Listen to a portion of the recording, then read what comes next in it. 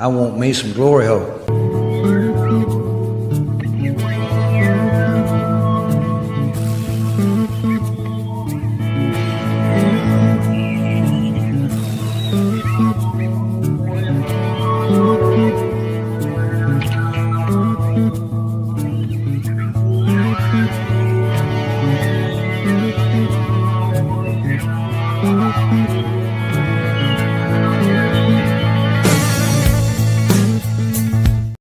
Welcome to the FGH Radio Show. Whether you listen on fishbowlradio.com, watch us live on their Facebook page, live on the YouTube channel, or listen to us on Apple Podcasts, Spreaker, SoundCloud, Spotify, live or recorded any way you can afford it, baby. We thank each and every Glory Hole Seeker for tuning in this week.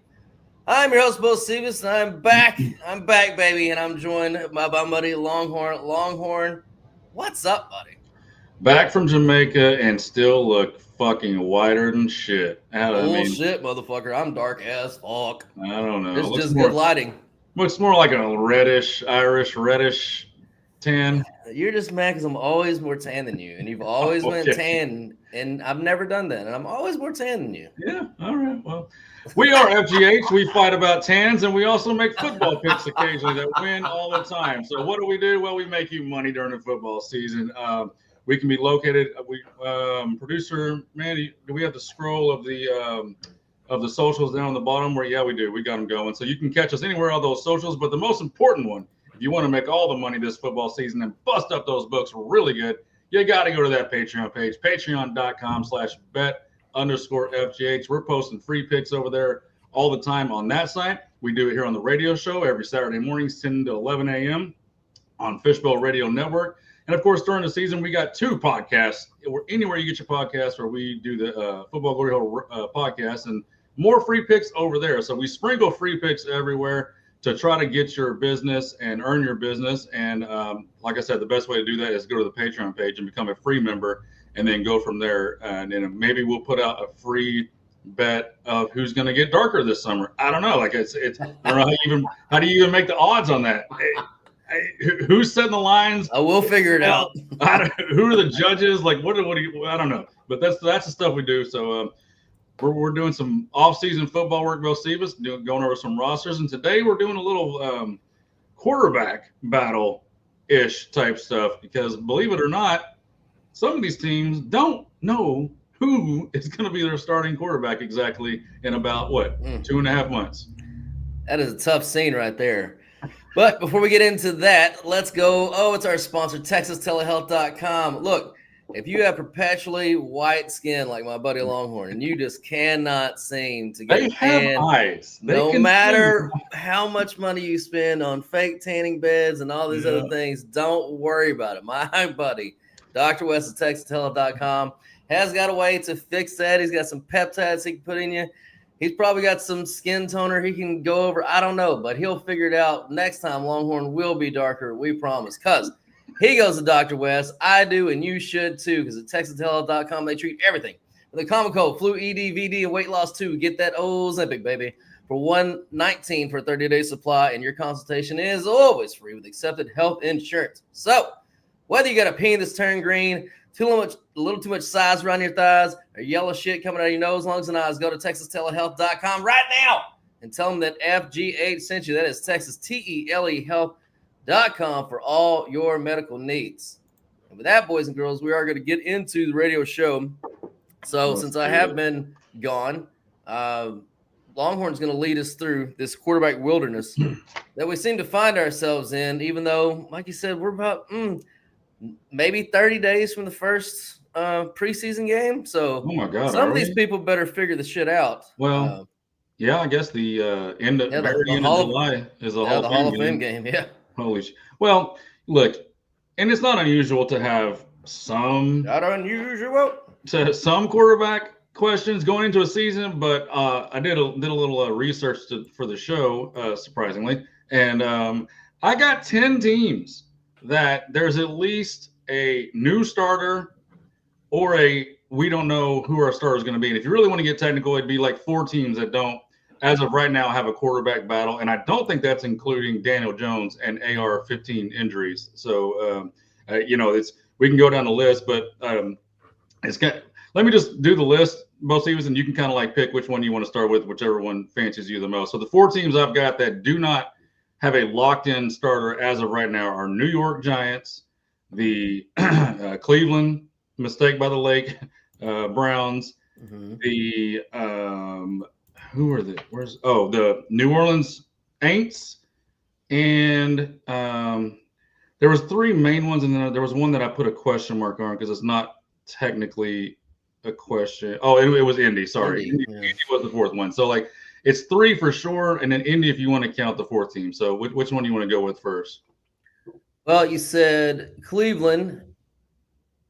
They have an over/under of 5.5. You have the Giants, who have an over/under of 5.5, and you have New Orleans, who has an over/under of 5.5. So it seems to be there's a pattern. If you don't have a quarterback, Vegas is just going to stick you at 5.5 wins and say, "Good luck, little buddy. Go see what you can do." And that's interesting because Cleveland, New Orleans, and what was the other one? New York. Let's take quarterback out of the let's just remove quarterback from the handicapping picture, and on a roster, just on a roster level, outside of quarterback, who would you say has the best roster out of those? From listening to you talk about them and kind of what they did in the draft and the direction they headed, I would have to say maybe Cleveland.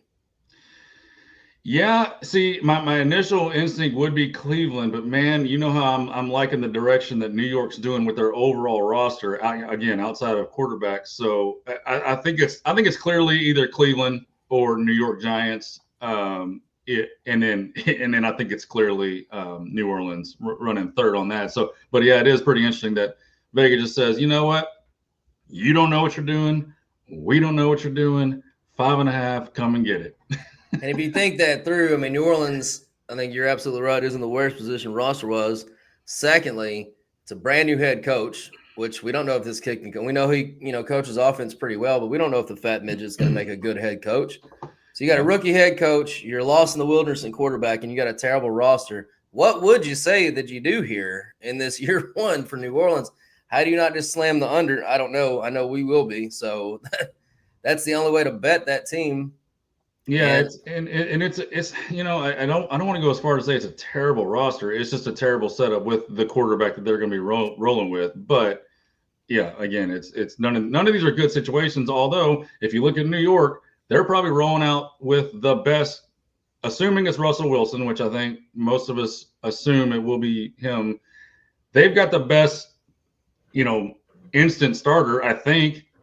Because we don't know what Cleveland's doing. It's Cleveland. I keep hearing different rumors on Cleveland. I keep hearing some insiders saying, "Oh, it's Flacco." And then I've heard people say, "No, it's Pickett. Pickett's winning this job. He's looking better. He's going to win his job." So I don't. I seriously like that. No one can get. And these are coming from insiders. We're getting 2 different stories. So I don't really even know what to do with that team at all. Well, let's start with New York then, because we've got some data on those guys because they both did play last year. So I went and updated my quarterback value chart, which I don't use as much as I used to, simply because it's a little bit baked in the cake now for number 1. Number 2, the quarterback positions changed so much with the advent of the more mobile quarterback that you have to kind of start tying all these metrics in together. But I still do build it just so that I can tie it in with their CPOE plus EPA and their QBR, of course, which is 2 of our main metrics that we do use, just to gauge a landscape of how good the quarterback is overall. So using that, who are we looking for? We're looking for Russell Wilson. Russell. Who on my chart last year was 1.5 better than an average quarterback. And then our other guy is Jameis Winston. That's definitely going to be better than all the rest of them. Yeah, Jameis Winston was almost 2 points worse than an average quarterback. But like I said, we try to tie it all in together. So if you look at their CPOE plus EPA, we're looking at, let's see, Jameis Winston was 26th in the league, so not very bigly on that. And Russell Wilson was 18th, so both below average by that metric. And then their QBR, they should be a little bit better on that metric, I would think. Let's see, Jameis Winston was 19th and Russell Wilson was 22nd. So by that metric, Winston's a little bit better than him. Either way you go, they like the chance takers of Jameis Winston. Like just sling that rock. Either way you go, you're getting you're hoping to get an average quarterback is really what the situation is in New York. And an average quarterback would be a hell of a lot better than what they had last year. So, And of course, Jackson Dart sitting on the bench. It's only a matter of time, probably, before we see him. I'm thinking Thanksgiving, Christmas at the latest. Yeah, I think it just depends on how the season's going. I mean, if Dallas comes out and stumbles and Washington takes half a step back and they're sitting there with, 5-6 wins heading into Thanksgiving, you still got a month left in the season. You can't punt on it at that point. 5 or 6 wins heading into Thanksgiving. I don't think that's going to be the case, but I'm just saying. I mean, how about 3 or 4 into Thanksgiving, and then Philly's already at 8 or 9? All the people that bet the unders have to sweat the last month because for sure. We had until to they put Dart in. Yeah, but you know how I feel like I hate the unknown when it comes to when you're sweating that last couple of weeks and then you get the rookie in there. Anything can fucking happen. Let's not sleep on Tommy motherfucking DeVito buried down there in the 4th string. I don't think he's on the depth chart. Oh, well, his name is still there. So if I see a DeVito, I say a DeVito. That's always my rule. Yeah. Now here's the one that perplexes me the most. You kind of touched on it, is the Indy one. So I don't know exactly, I don't know if the plan is like, hey, let's get the worst possible options at quarterback and have them compete against each other. Bite your tongue. You're about to piss me right off. I know what you're doing. So on my chart, Daniel Jones was the 35th ranked quarterback, almost 3.5 points under an average quarterback. Anthony Richardson comes in at the whopping 36th rank, which, by the way, only ranked 36. So we have the dead 2-ass last quarterbacks. Oh my god. In my rankings there, and if we want to go to the other metrics, let's see. Let's be fair. To be fair, do we really need to? Daniel Jones in CPOE was 24th, not dead last. Anthony Richardson 32nd. That's dead last. See, on improvement. On QBR. Oh, they're right here together. Daniel Jones 26th, Anthony Richardson 27th. So you just said, hey, let's take 2 of the worst quarterbacks in the entire league and have them compete to lead us to another shitty season. That's their plan. That's their whole plan in Indianapolis. What would you say that you're fucking doing up there? Well, there's not a lot you can do when you spent a top, whatever it was, 3 pick on Anthony Richardson, who is just quitting on your team and getting hurt every other week. You're at the mercy of throwing darts against the wall. And the fact that Daniel Jones, as bad as he's been, has come in and in the offseason is ahead of him on the depth chart and solidly kind of locked in, since AR-15 of course he is. Got hurt in the offseason somehow. Like, I mean, this is like, I mean, Daniel Jones is the ultimate, Brokeback Mountain for me. Like, I just can't quit him. And we've seen quarterbacks struggle at the original place they were drafted, go to a second place, get a rejuvenation, and have at least a better outcome. So it's not like crazy for me to think. No, that's starting to be more of a trend. Yeah, for sure. And this has got to be the best, one of the top 2 or 3 places that if you're a quarterback that needs, repair, this is the coach you want to be with. Shane Steichen is known to be a quarterback friendly guru type guy. The offense, it's built for success up and down the roster on with weapons and offensive line. Like this is it. Like, I mean, this has to be his Baker Mayfield moment where, like, okay, I'm coming in. All that shit you saw in New York, that was a dysfunctional franchise, just a shit show, had no weapons, had a shitty offensive line. I think he had a good coach, but like you've mentioned many times, kind of the numbers don't really show it anymore that he's a good coach. We're talking about Daboll. So, this is his chance to show that he's just average. Can he just get to that 15 to 18 quarterback range in the NFL? And then if he can, he'll have a longish career, maybe not starting, but kind of like a Jameis, bounce around for 10, 12 years in the NFL. So I still have. He might find a home if he can get there and play. I mean, look, he went to Minnesota after Detroit. That's New York. When New York cut him, Minnesota signed him, and there was rumors inside the building that that they wanted him. Like they wanted to keep Daniel Jones. It's a little tricky with the whole, JJ McCarthy thing. And like, when you draft someone, you got to see him. You can't just like keep pushing that down the road because of the rookie contract and all that. But point being, O'Connell, the coach, who is another offensive guru that we really like, he liked him. He wanted to keep him. And if you look at the amount of money that Daniel Jones signed for, it was not backup money. It's like it's on that. It's closer to like low-level starter quarterback money that he signed than, hey, I'm going to come in and be like your serviceable backup. So he clearly came in here thinking he was going to win the job, and it looks like he already has. So go get him, Daniel. Yeah, I wouldn't be shocked. And Indy is a team that I feel pretty good about on my projection. I'm 7.5 points off cumulatively for the entire season through 17 games from what Vegas' spread is. I've got them at 1.94 point dogs on average. They've got them at 2.38. So we're less than half a point apart. So again, I feel good about my projection where I've got them at. What was their over/under? 7.5. So two full games higher than the other 4 unknown quarterback situations. Yeah, well, I mean, as bad as those two guys are, like you said, the team's just so much better. I don't know, man. Like the numbers that you said, should they be? They shouldn't be. They should not be, according to the numbers, of 2 full games. Like if you're saying, oh, these are the 2 worst quarters, they should be 5.5. I'd probably 6.5, but yeah. I mean, the roster is certainly better than the 2 other ones we talked about in Cleveland and New York, but not like significantly better.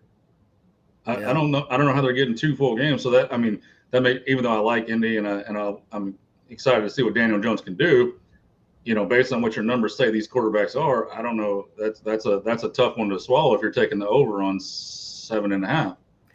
Yeah, I wouldn't be taking the over on at all. That's for sure. A lot of things got to go really, really right for that to happen, and we'll get into that as we break down the teams, and we'll go over schedules and kind of other scenarios where things look like. I mean, do I think Jacksonville's going to have a bounce back year? No, but if they do, then that's less of a win for Indy. Does the rookie come in and give any juice to Tennessee? He'll give some, but if he gives any at all, that's less of a win for Indy than they had last year. And then, they're probably not going to beat Houston. But if Stroud doesn't take a step this year, Houston's in real fucking trouble. So yeah, but they're a loaded team, and that's another great coach. Yeah. So they're a hard one to go against. Honestly. They're a hard one to go against for sure. But like I said, if he doesn't take a step forward and he keeps sliding backwards, eventually it's very hard to overcome, bad quarterback play. Which, by the way, Stroud ranked really low on a lot of these lists last year. Did not have a good season, but he's not one of the teams we want to talk about today. So, because we know he's going to be the starting quarterback. Yeah. Here's one that you didn't mention, but it's just a new quarterback, new situation. And it's a team that I've been kind of higher on. I'm definitely way higher than Vegas. I definitely will not be betting them early on in the season because I am just so far off where the marketplace is. And I'm starting to kind of see where, as I dug through these numbers, where my flaw might be. So I was actually excited about Geno Smith going to our Las Vegas Raiders and kind of just stabilizing them with an average quarterback, which if you look at my rankings, Geno was exactly an average quarterback last year. He was number 16. But if you look through CPOE, he was 15th. So again, he's right there in average. And then if you look at QBR 21st, so not great on QBR, but all in all, he's got to be around an average quarterback. So I see where the divide is between me and Vegas. Is Vegas has them at 6.5 over under and has them on average a 3-point dog on every game. I've got them at 1.7 point dog. That's a significant gap between me and Vegas for the total season. So obviously I'm a lot higher on Vegas than they, and it's based really solely on the fact that I just believe that Geno Smith, another great example of what you talked about, a guy that sucked dick at his first stop, but then got a second chance in Seattle, righted the ship and let all that talent that he had that obviously made him a first round draft pick. It showed up in Seattle with a good coaching situation and a stable and a great set of receivers. Now, does he have that in Vegas? Well, I mean, you got Pete Carroll. So yeah, he's got the coach. He's got the coach to build the culture, and he's got a coach that's going to want to run the ball 97 times a fucking game. So that takes a lot of load off Geno Smith. And the running back to do it, and the running back to do it, and he's got the tight end. So there's makings of a team that could win 7 games. Is my only thing here, and I just don't. Again, I'm not going to bet them early on because that goes over 7. 7 goes over. Yeah. Now their schedule's tough, and it's going to be a long road to hoe. And of course, they're in the division and all football, so it's like, Jesus, but if they could steal a win here or a win there, you could see them doing it. And again, if Geno would just be his average QB self, I mean, you got to think that Pete Carroll can figure a way to 7 wins. So Vegas is part of the other 6 teams that are on the list of just a new starting quarterback, and I'll just read those real quick, and then I'll jump into my thoughts on Vegas. But New York Jets, Pittsburgh Steelers, and then Tennessee, of course, Vegas, Seattle, and Minnesota. Those are the teams with new quarterbacks. Here, you know what I would love to do when you were talking about that about Vegas here, because we've talked about, and it's well documented, the Daniel Jones thing, the Baker Mayfield, the Geno Smith. You start bad, you get a resurrection, and you're second place. I wonder what the third move for these types of people are. Like this is Geno's now third move. So I wonder what the track record is of a quarterback going suck, resurrected, and then for whatever reason, whether it's trade or free agent or however it works, lose your job. How does the third move go? And I off the top of my head, since we literally just said it and I didn't think about it, I can't think of someone that's made the third move. But I don't think so. I think this is such a new trend for us. The thing overall used to be draft a quarterback, stay with the quarterback, whether he sucks or not. He's your guy. You're going to pay him. He's your dude. Then eventually move off of him, or he's awesome and he wins you all the games, or you cut him, and then once they're gone, they're gone. And then kind of Sam Darnold is in this third move in this season too. He's sucked his whole career at a couple different places. Had 14 wins last year with his third move was Minnesota. I know, but they were none of them were good, is what I mean. Like his resurrection was Minnesota. It wasn't necessarily his third move, but it was his first. Oh, okay. It was his first. Hey, I'm actually good, I think. So, and then now this is kind of his. Yeah, he's one of those you can't really argue with the numbers from that wasn't smoke and mirrors. He actually played really good football. So I guess the way to look at it is, are there quarterbacks that go from suck to prove they can be good in the NFL, and then go to a second place and prove they're good in the NFL at 2 places. So this is for Geno, this is for Sam. Yeah. I mean, Justin Fields doesn't count. He's sucked everywhere he's been. So he's not. He doesn't even suck everywhere you go, Justin Fields. He hasn't even had his resurrection yet. So I don't even know what to do with Aaron. I mean, I was gonna get into that when you. Where are we popping his up and what is his fucking flow chart looking like on his career? So his numbers last year, I had him ranked 22nd on my QB ratings, about a half a point below an average quarterback. So obviously the worst year of his entire career. I don't think everything agreed with us. Well, no, CPOE was 22nd, so that's fair. And then I think it was nope, never mind. 25th in QBR. So he sucked last year. He was a below average quarterback. Obviously the worst year of his career. It's gonna take a village. He's now, you talk about all the time. You're either, what do you say, a trailer or a truck? You're a truck or a trailer. You pull he's now the trailer. He was the big bad F-350 truck that could haul every piece of shit into town. Does he know that though? Nah, I mean, at this point, I don't see how you don't. You think he does, and he's already announced this is his last year. So, you think he has the self-awareness to be yo, I can't do what I used to do. I can't run outside the pocket and do all this bullshit that I used to do. Can he stay within structure and just bust drive an offense? That's never been him. It's never been him. And that Pittsburgh's another team that I will not be betting early. I'm so far below Vegas. My projections are low on them, and Vegas is higher than I am. So I was I don't know. It's just going to take, some time to see him kind of fit in there. And like you said, can he really take a step back? eat some humble pie, and which we know that's not his Yins favorite. don't like the Pittsburgh roster in that. Didn't bet against Pittsburgh. No, I'm sorry, I said that backwards. I'm higher on Pittsburgh, so Oh, I have you them on. I have them on average half a point to favored for the whole season, and Vegas has them almost 1.5 point dogs on I average. thought for the when whole we season. did that, you were not wanting to bet under, and you. No, I don't want to bet. Yeah. I'm way higher on Pittsburgh than Vegas is. So, I'm gonna get high to watch Pittsburgh this year because you're gonna have to be high to watch them play football. Don't be sober when you're watching Pittsburgh because it's gonna be with a wide receiving core of DK, who's awesome. I'll give you that. Robert Woods, Calvin Austin the third, Scotty fucking Miller. Like what are little Scotty Miller. Good luck. You better hope Roman Wilson, their third round pick from 2024, who had an injury and missed all last year. You better hope that dude comes in and takes one of those spots, or this is looking fucking rough. But the defense, oh man, does that defense look awesome. So must see TV, of course. It's Aaron Rodgers. It's the male soap opera of the NFL. It don't matter. I'll be fucking watching.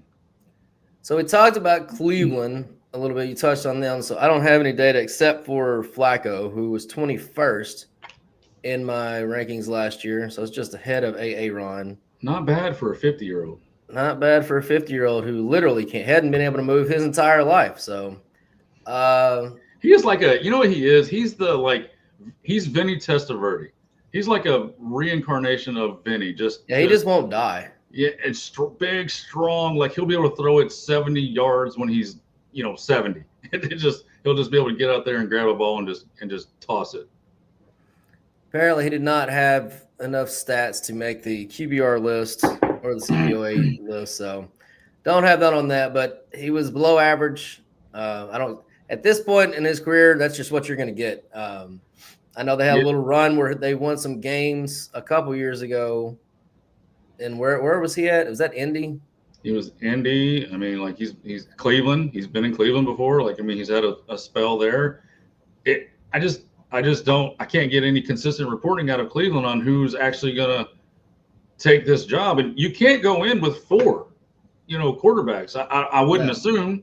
So but we're coming up on training camp here in about 2-3 weeks. Well, the problem is you can't. So Flacco's not eligible for practice squad because it's like once you've been in the league, I think the rule is like 80 years. You're not eligible anymore. After your 79th season in the NFL, I think all your eligibility is dried up. And for the practice squad. Pickett can't go. Can't do Pickett. And then your 2 rookies, they're too high profile. You put one of them on the practice squad and they're getting signed. So you're kind of fucked. I said that on the draft. I had no idea what they were doing draft day. So why have they not done anything about it yet? They're going to go to training camp with 4 and then I guess make a decision then? I think you got to cut Flacco, right? I mean, you're going to suck anyway. Who gives a shit? Well, the teams don't think like that. That's not how they think. Well, I mean, if you kept Kenny Pickett, you got a veteran starter, you got 2 rookies battling behind him, and you can keep 3 because you can do the emergency whatever. And I think Watson's still being on the IR. They have 5. Don't forget about the fucking raper, Deshaun Watson. But he's on the IR. So I think if you keep him on the IR, that doesn't count. He's on the IR, which stands for immediately rapes you. Rapes you as soon as you walk in the room. Don't be alone in a room with Deshaun Watson because he will IR your ass real quick. Immediately. Oh, God. So, it has to be Shedeur Sanders goes to the practice squad. He'll never make it. He'll get signed immediately. Well, you say that, but will he? Yeah. Like with all the baggage of the offseason, getting pulled over. Dude, if you had a guy like that had any kind of pedigree and he went to the practice, you're getting signed. I know. Danny DeVito's of the world hanging around practice squads. You're right. Yes, of course, Shedeur Sanders gets signed immediately. So Flacco or Pickett, one of them is going to get cut. I mean, I don't even think Buffalo has a second-string quarterback at this point. Who? Buffalo. I don't know if this. You might look at the roster. They got old boy Mitch Trubisky, I think. Yeah. Is he there anymore? I think so, but I'm not even going to bother looking it up because it doesn't matter. They got 17. But I mean, they will have, if that's your choice, like keeping Mitch Trubisky or whatever, bringing in Shadur Sanders. I mean, there's going to be teams out there like, yeah, why not? No, you're right. He won't. You're right. You can't slide him or Gabriel because or Gabriel, yeah. So like it's either Pickett or Flacco, which they're saying Flacco doesn't. They're not even going to play him. At least that's the reports I've heard. They're not going to play him in preseason. So like, of course not. Well, he's played 1,000 games in the NFL. You don't play that dude in the preseason. Yeah. I don't know. Long story short, Cleveland doesn't know what their process. Huge shocker. Cleveland Browns do not know what they're doing. What you want to be doing. So I just put when I put down Cleveland, I just put for the other teams. I wrote down a bunch of the possible starters. For Cleveland, I just put a mess, a shit show. So they didn't even need to do anything with them. So one of the other teams, and one of the guys you mentioned, Sam Darnold, looking at that, he's going up to Seattle to take Geno's place. And I know for the last few years, obviously Geno's been the better player, but last year Sam Darnold came in 7th on my quarterback list. And I know he scored really well in the rest of it. Let's see. Yep, CPOE, he was 12th, and on QBR, he was 14th. So, above average grades all the way around. So obviously the best year of his entire career. Now he goes to Seattle, which we really like their coach and the situation up there. I didn't particularly like this signing just because I was like, hey, let's get rid of Geno. We know who he is. We know you let DK walk. You let all your receivers walk, basically. If it's time to start over, that's fine. Start over. You got the trust of the GM. You got the trust of the fan base. They've seen what you can do with this team. So you got some good skins in your pocket. Just start over. Go get take a chance on a new quarterback. Well, they got Jalen Milroe. That's kind of sitting there in their back pocket for eventually. Yeah, and I did like that. So that kind of saved that. I think you got to get that kid in there. I bet he'll have some packages, like maybe some goal line work or however. We'll see. And they're sitting at 7.5 too, so it's not like Vegas expecting them to be, barn burners. And I'm really confident on this team. I've got them a total of 8 points to the dog. If you add up all 17 games, Vegas has them at 8.5 points. So we're literally half a point apart if you add all 17 weeks together. So that's couldn't get any closer than that. So I'm pretty confident in my read on Seattle. And I just think that this is one of those teams to me that if you're kind of middling around that 6-win mark at Thanksgiving, you probably could go with the rookie just to see what would happen, depending on if San Fran and the Rams have ran away with it at that point, because this easily could be. I expect. What week is Thanksgiving? You keep saying that, and I feel like that's. That's about. You got about a month left after that. No. 4 weeks, right? I don't think so, but 4 or 5, maybe 5 weeks and 4 games for most teams, something like that. Maybe. But if you look at that division. I fully expect them to be in last place in that division. I think Arizona should step up. San Fran should bounce back, and the Rams, they'll be okay. Man, this one is one of those tough divisions. Like probably a really good team is going to get last, much like the NFC North. Right, a good team is going to get last. I don't know. Arizona, Seattle, even San Fran. Like I think the variance of San Fran could be. We've seen. We've seen the variance of San Fran. Yeah, and they do that a lot. They're either like 12, 13 wins or 4 to 6 wins. Like they have a track record of doing this. So, you never know with them. And that's why I kind of like the steadiness of the Rams in that division. There's fewer question marks, I guess I would say. But with Seattle, I don't know, man. Like I love the coach. I love the roster building that they're doing with it. But Sammy D, I don't know. Drew Lock, that doesn't do anything for you. He's.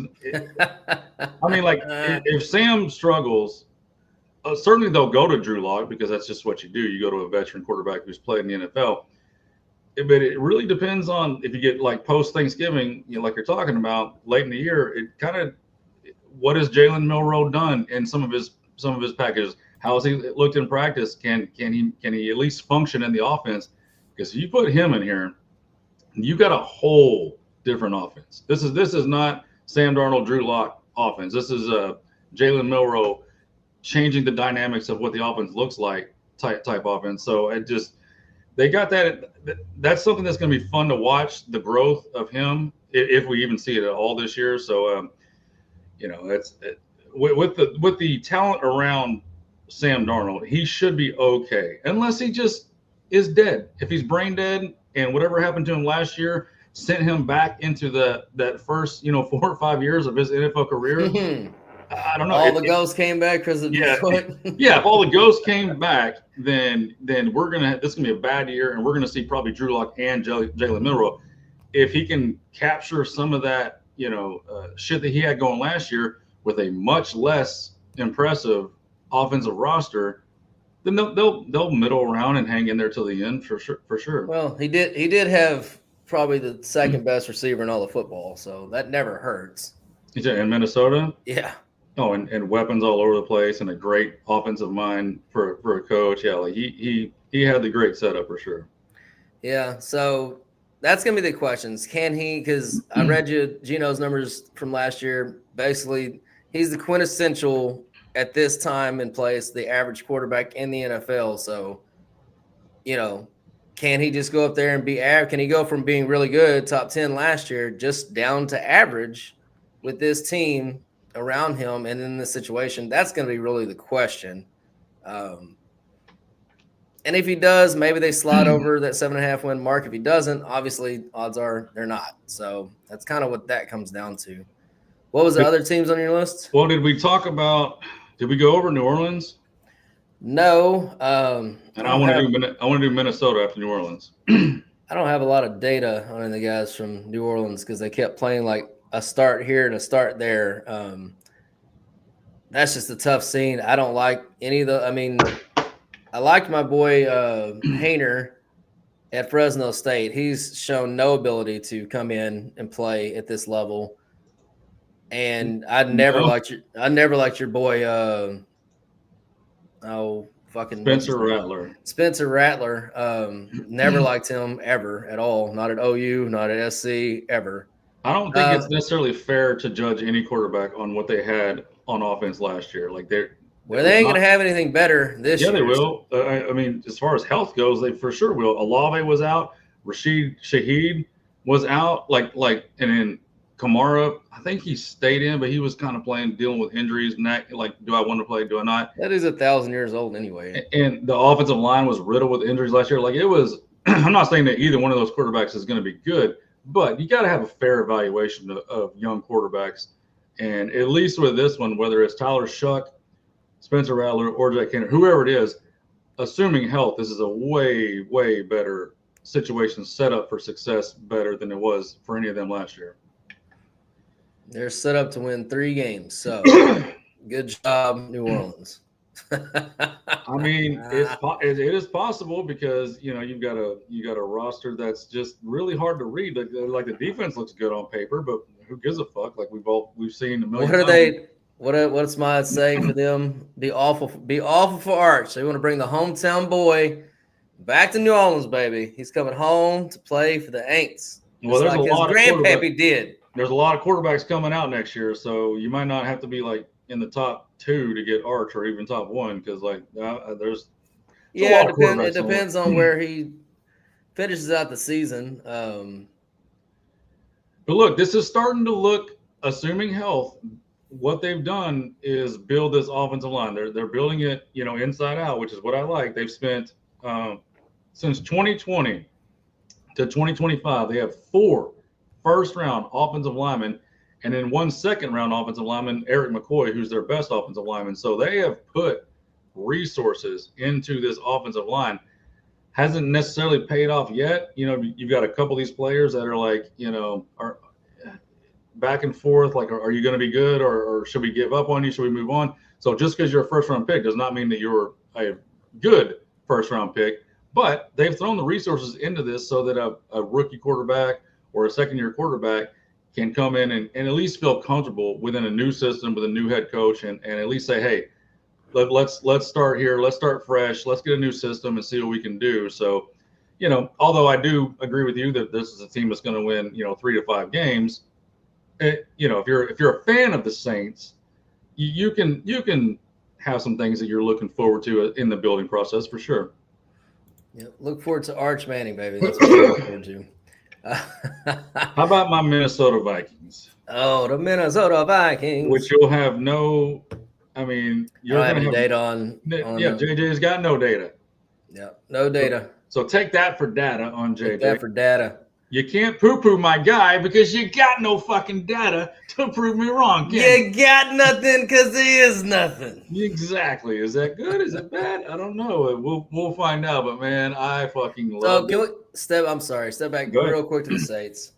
I was trying to update this chart so I can get some actual numbers. So I can play around with the CPOE plus EPA and change the number of plays to get people onto the. I forgot that Carr got hurt last year, and I forget what week. But he didn't. The minimum plays that they have set standard here is 320. It looks like he played 318. So I just moved it on 280 and he popped up on the list. Derek Carr, where would you guess CPOE plus EPA he ranked last year in the NFL? Like as far as 1 through 32 or so? Yeah.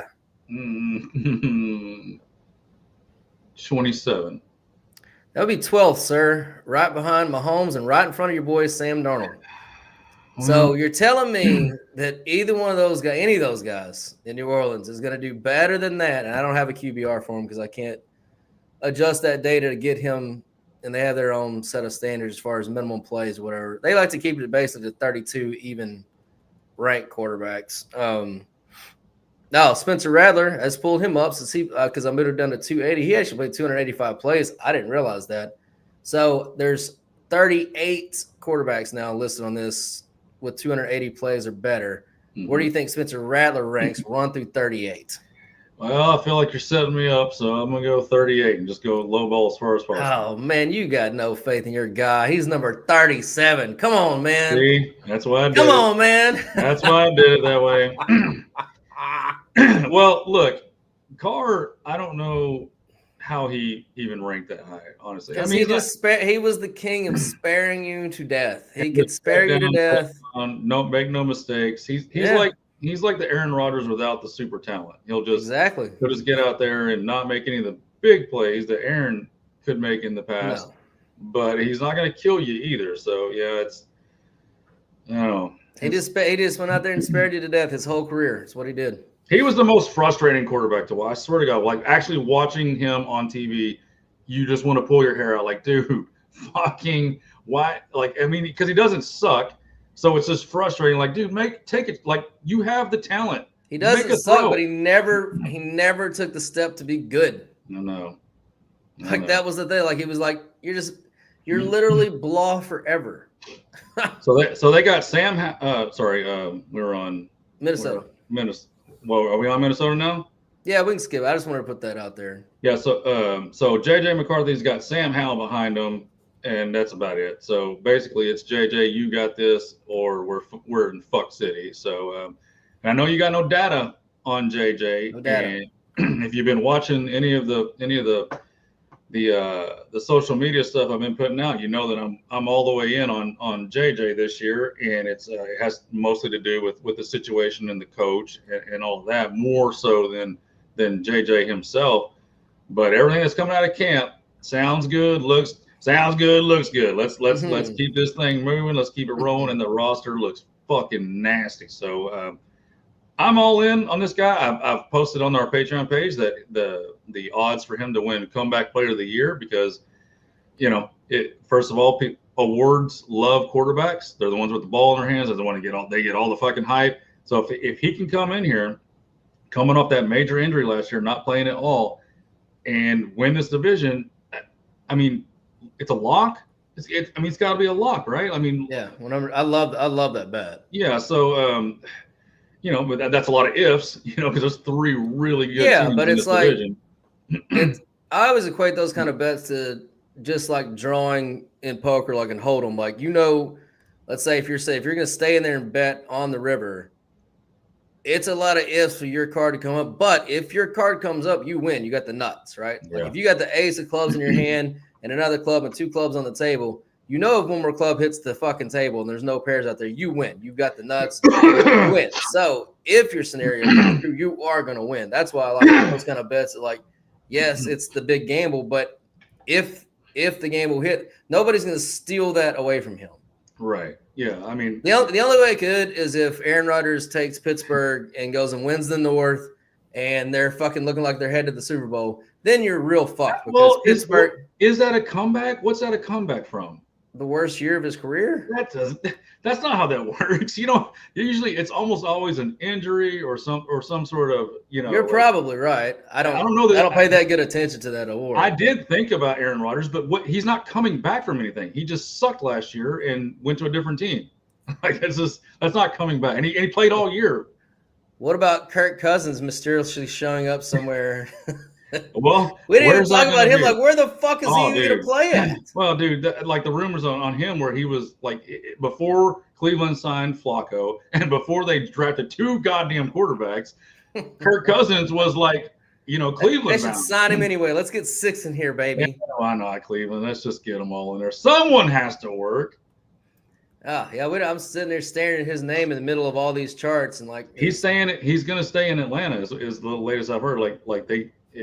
The money doesn't work out to get rid of him. You need a backup anyways. It sounds like he's a good guy. He's going to accept the role. He knows the situation that Atlanta's in with Penix in Atlanta. By the way, was a team that I did not have on the list simply because Penix started some last year, so it's kind of a weird one. Like, yes, it's a new quarterback for a full season, but Penix did start last year and showed some signs that he knew what he was doing. So I left them off the list.